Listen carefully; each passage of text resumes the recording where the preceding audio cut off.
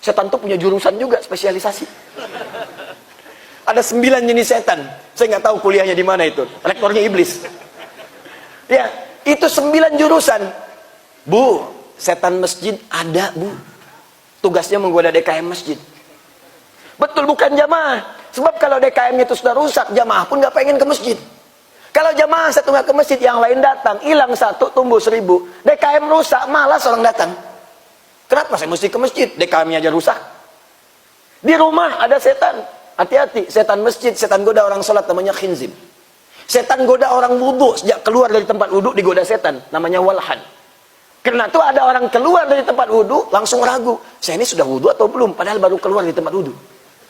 Batal tidak, batal tidak, batal tidak, tidak, padahal batal.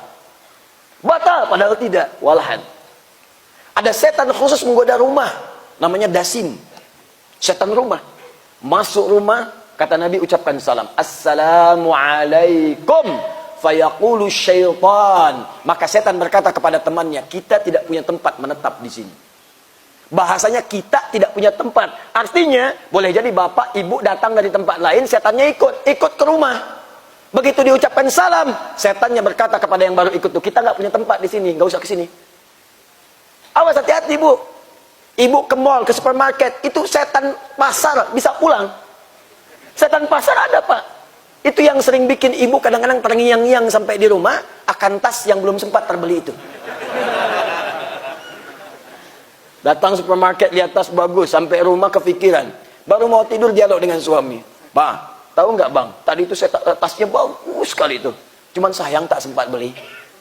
Itu setan pasar ikut ke rumah, dibisik-bisik supaya nggak fokus dalam ibadah.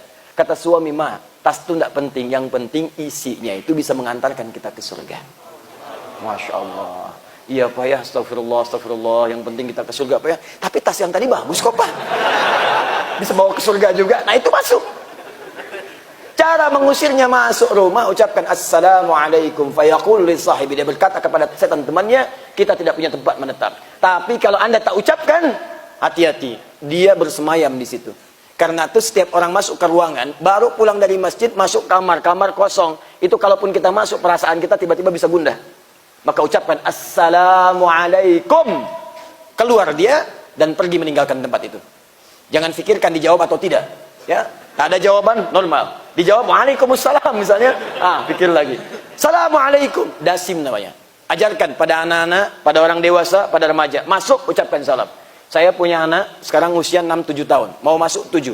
Sejak usia 3 tahun, baru bisa bicara, berjalan, aktivitas saya ajarkan. Masuk kamar, Kak, ucapkan Assalamualaikum.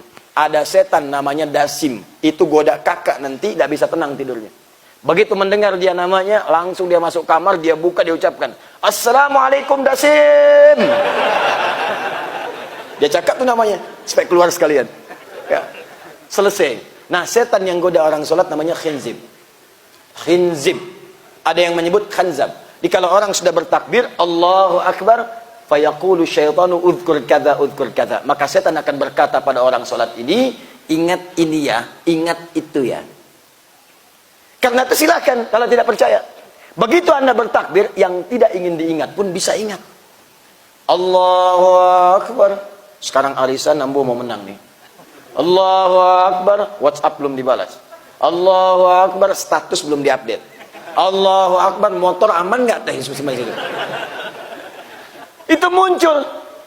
Bahkan ada yang paling dahsyat. Kata Nabi di akhir hidupnya, di akhir salatnya, hatta la yash'ura al-musalli kam rak'atan yusalli. Di akhir hadis Nabi mengatakan, sampai ada orang sholat itu tidak sadar berapa rakaat sedang menunaikan sholatnya.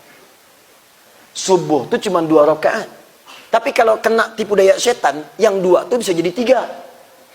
Yang 2 bisa kurang 1. Nah, apa penyebabnya orang bisa lalai dalam sholatnya? Salah satu penyebabnya adalah, mohon maaf, karena pikirannya dikendalikan oleh setan, karena tak mampu memahami apa yang ia kerjakan dalam sholatnya. Di normalnya begini, ketika Anda bertakbir Allahu Akbar, pikiran kita langsung menerjemahkan Allah Maha Besar. Hati kita langsung meresapi, ya Allah, aku berikrar Engkau yang Maha Besar.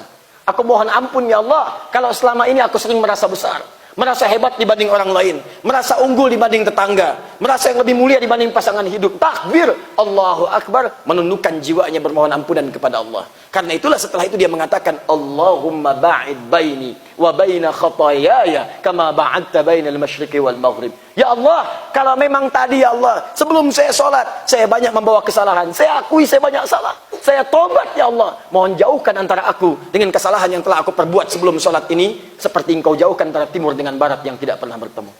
Itulah yang dikerjakan sahabat Abu Bakar As-Siddiq. Begitu beliau takbir, itu tangannya langsung bergetar, air matanya keluar.